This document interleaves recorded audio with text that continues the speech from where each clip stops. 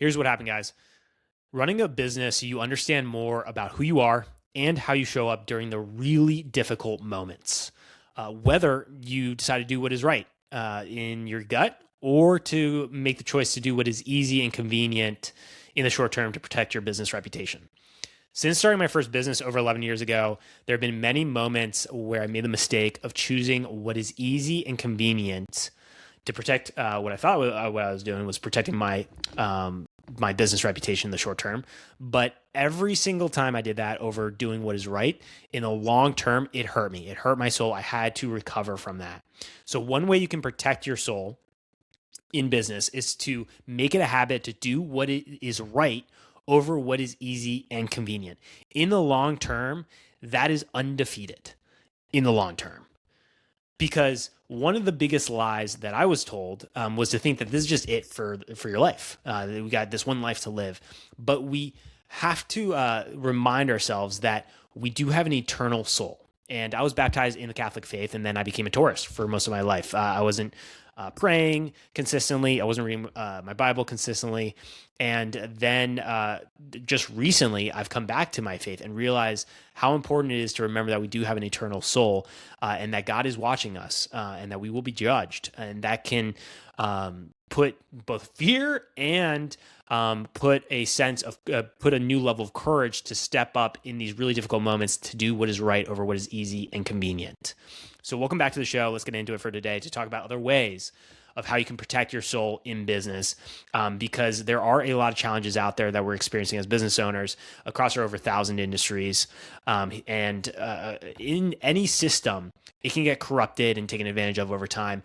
And there can be evil forces in these different industries. And it's important to be aware of that. We do want to have lean into good faith, but we also want to make sure that we're aware of that these evil forces exist and that we have to protect our souls as we're continuing to run our business. And so I want to share with you a clip between a conversation between Tucker Carlson and Father Chad Ripperger that can share with you who we're protecting our soul from. And if you were to tell me this a few years ago, I'd be like, this is crazy. But the more I've gotten back into my faith and reading my Bible and I've read the Bible all the way through, it is right in front of us for what we're fighting against. And it starts to help to connect the dots for you because theology, I've talked about it before, theology, culture, politics, economy, they're all interconnected. And it's very important with this movement that we understand all these different pieces of the greater puzzle in order to make America's future a small business renaissance and to unite small business owners that genuinely care about the people that they're serving through their products and services. That's what this movement is focused on, is bringing those small business owners together. So let me share my screen here with you guys. I'm going to add the audio, make sure you have that so you can listen in. So here we go. In Georgetown, in part where The Exorcist was filmed, I've been trained from birth to think of exorcism as something kooky that the Latin Church does for weird cultic reasons, not at all mainstream Christianity. And then you go and read the New Testament, and you realize that the first miracle that Jesus performs in the Gospel of Mark is casting out demons, and then he repeats that continuously and commissions the apostles to do the same. And casting out demons is not just this random thing. It is central to the Gospels. That's right. 23% of the Gospels are actually about Christ dealing with demons. So, and this is why when Christians, it's unbelievable. Yeah, that last reaction from Tucker, that was a similar reaction to me where I was like, what? And then to learn that there are billions of demons in our world, that can feel overwhelming, but I'm going to share with you another clip from that conversation that can give you some relief in how to continue to prepare to protect your soul in business. And with the over 1,000 industries, when you started your small business, freedom could have been one of the reasons why you started a small business. Freedom for yourself, for your family, to have a better quality of life for your family, for your community, and to be able to achieve the American dream. Being able to start with just minimal resources and then be able to improve your overall quality of life is an incredible endeavor to continue to pursue and to pursue your potential. And that's something we got to continue to celebrate in this country and to continue to fight for what is great in our country is the ability to own your small business. But then there can be an extreme of that freedom of power where there are those small business owners, you may have known about them and had terrible experiences with them in your industry, where they will constantly just seek out power no matter what the cost, no matter who they have to screw over, who they have to tear down, they're going to go after that power. And this is where accountability is very important, where we have to unite, being able to unite in force to fight back against these evil forces is very important to be able to do that. And through this movement, it's being able to focus on in the future to make sure that we are continuing to fight for what is beautiful, good, and true about our country. And one of those is making sure we're having moral principles across our industries. But with that power, there can also be a lot of urgency. And so you may be dealing in situations, if it's B2B, with vendors coming in to share with you ways that can make it easier for you to run your business. So with ease and convenience, especially starting off, there can be a lot of sharks coming in to try to take advantage of you and take your money. So it's important where things don't make sense. Another way you can protect your soul is when that happens, to get curious and to ask questions. You absolutely have the right to be able to do that as a small business owner, to learn more about the product or service that someone else is trying to provide you to help your business out, to make it easier and convenient. Because again, it can be really an easy draw for these shiny objects to get to put your focus on these and get distracted. And what can happen is you can get into situations where you get burned in a deal, or you get burned with a service that actually did not deliver on the promise. And this is out there a lot across 1,000 industries, and we cannot ignore this. And so where things don't make sense, get curious and ask questions. And anyone that is coming out of integrity, or coming into communicating with integrity, honesty, and have moral principles, they're not going to be offended by that, or they're not going to start to get louder in trying to argue for you to buy their services and products. They're not going to use these manipulative tactics in order to get you to buy. And it's important to one way to protect your soul is to be able to protect yourself from those type of manipulative tactics that can come up in our industries, and it's prevalent, and it can show up in different forms. So that's another way to protect your soul. And then I'm going to share that next video or the next clip a little bit later here, but let me, the other one that's important with business, in order to continue to have your business running, we do need to make sure that we're making a profit and that you're able to financially pay the bills to be able to do this. And it's a great feeling to then have your business being able to support you in your bills personally. And so it depends where you're at, if you're full-time into this or you have a side hustle. But another way you can protect your soul in business is to not chase the money. To not do that. We can go back to 1 Timothy 6:10 in the Bible. For the love of money is the root of all kinds of evil. And I'm going to push back here on some modern saying that has come up that I experienced from business mentors. And I've experienced it more than once from people I respect, where they said the lack of money is the root of all evil.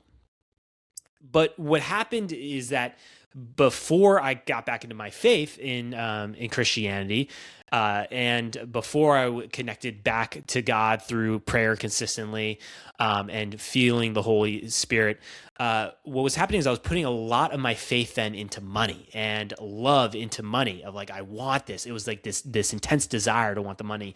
And that could be something you're experiencing as well in your business, as you need the money. And so it's not money itself, but it's the love of money. It's where you're putting your faith that's important to distinguish, or it's an important distinction to make.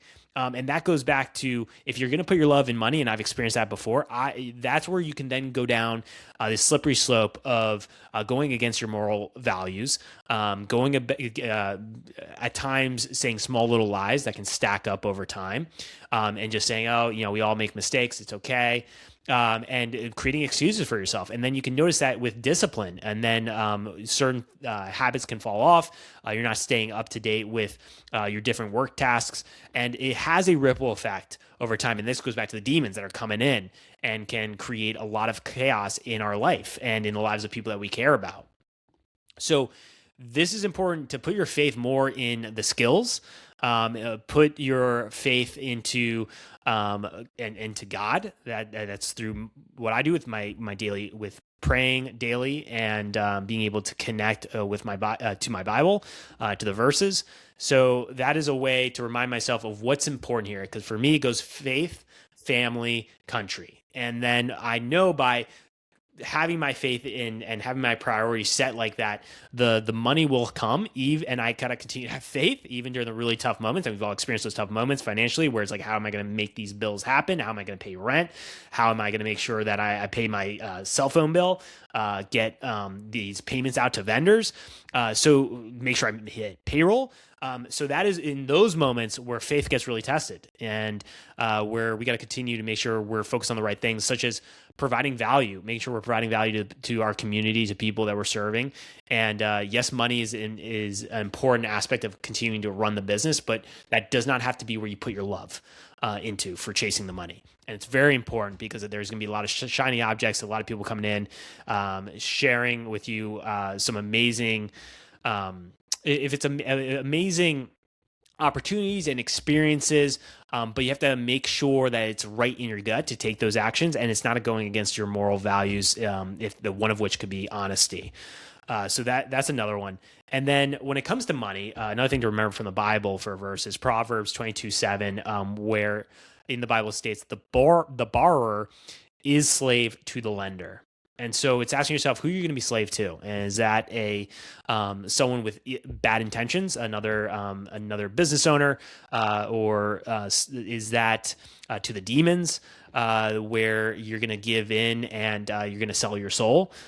Because that's, again, where the saying can come up of everyone has a price. And we've seen that in movies even. And that's something this movement has to push back on, is that your soul is not for sale, and you're focused on continuing to do what is right over what is easy and convenient. Even if it creates more pain and difficulty, you're protecting your soul, and again, your soul is eternal, and you're preparing yourself for Judgment Day. So we cannot forget that as you're continuing to run your business. And then with the truth, that's another one of how you can protect your soul in business, is to be able to seek out the truth. And that goes back to where things don't make sense. Get curious, ask questions, and then communicate the truth. That is where having the really difficult conversations is very important, and making that a habit. If that's a difficult conversations with your girlfriend or wife, or with your parents, or the conversation with a business vendor, or the conversation with a really difficult client, it's important to over communicate rather than under communicate. In the end, that in the long term, that can help with a lot to help you avoid a lot of future problems. And when you have that habit of sharing the truth, then you can also build trust more with the people that you're serving through your products and services, and that can create that create the feeling of stability for other people that are either working with you or are buying from you, which can help in the long term to continue to make sure that you're able to show up and run your business for future years to come into the future. And then again, with going back to the Bible here, John 8:32, where Jesus says, the truth will set you free. And when I hosted my first conference, the social media conference, and I lied a lot leading up to that conference, that's where I felt the stress and the overload of the pressure. And it was when I was able to step into the moment of telling the truth and sharing the mistakes I'd made to the people who I cared about the most, and then sharing it publicly.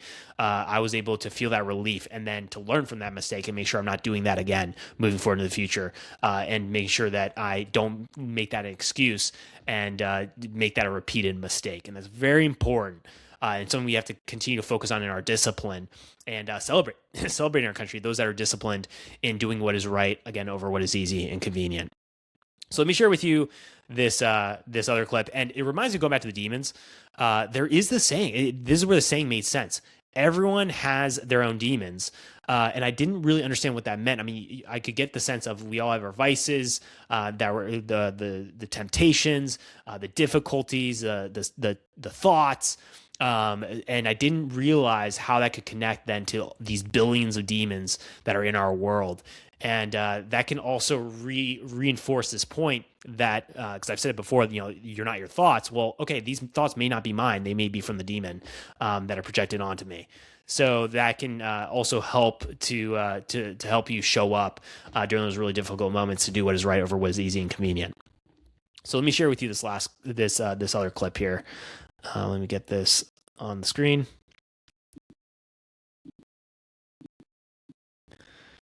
Okay, here we go. Actually, let me make sure I'm sharing the sound with you guys. Right. Okay, here we go.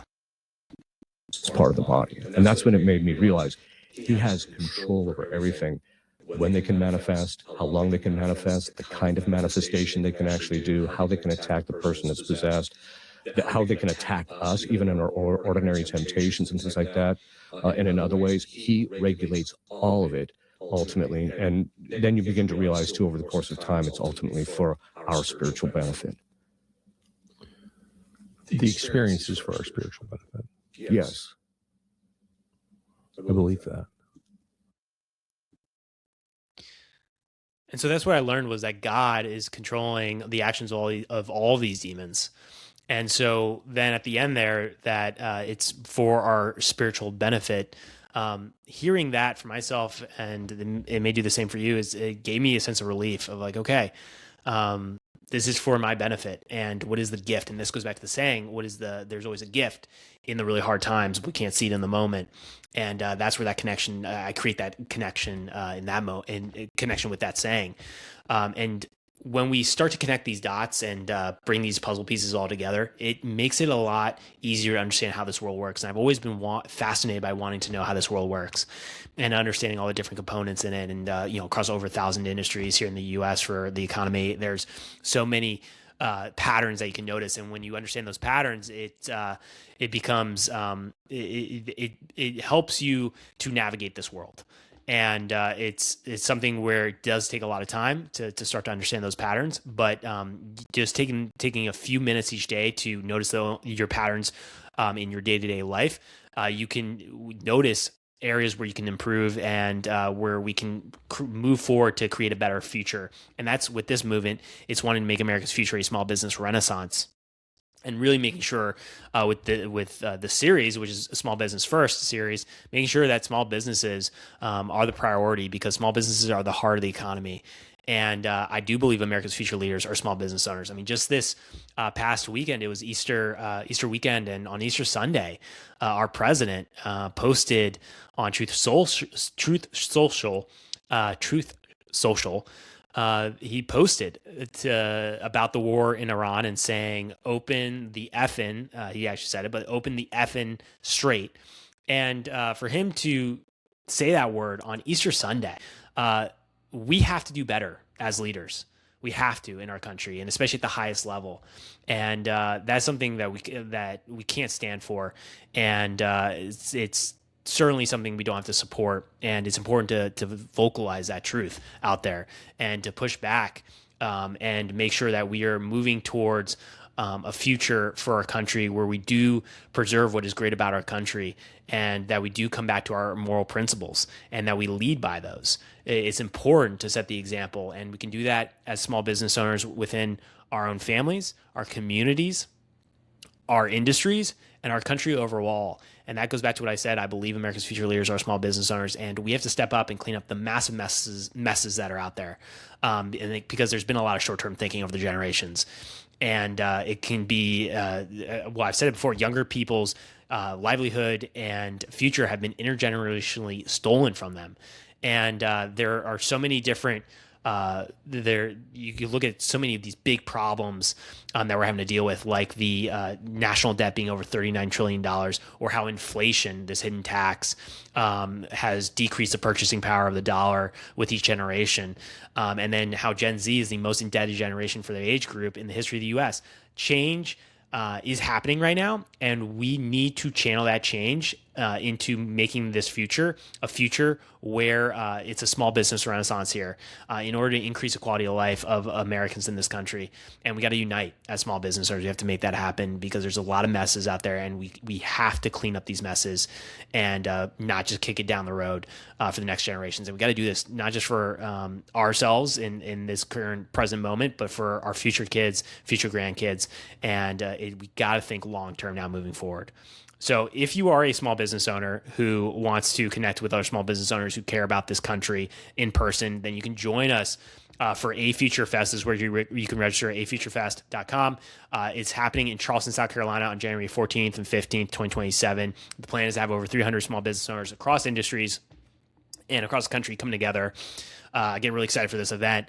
And it's an opportunity to not just learn about how to move forward and make this future happen of a small business renaissance, but how to continue to build businesses that last and to make sure that you are lasting through that process and taking care of yourself. And it goes back to the health, the clarity in your understanding your industries, taking on ownership for our actions, and goes back to our moral principles, and then making sure that we're connecting with one another and supporting one another and realizing we're not alone out there. And that's a very important message that we're never alone. We got God, and then realizing that together too, we can continue to unite and move forward with this movement. That's been an exciting and powerful movement that is building across the country. So excited for that event. And then I will see you guys tomorrow.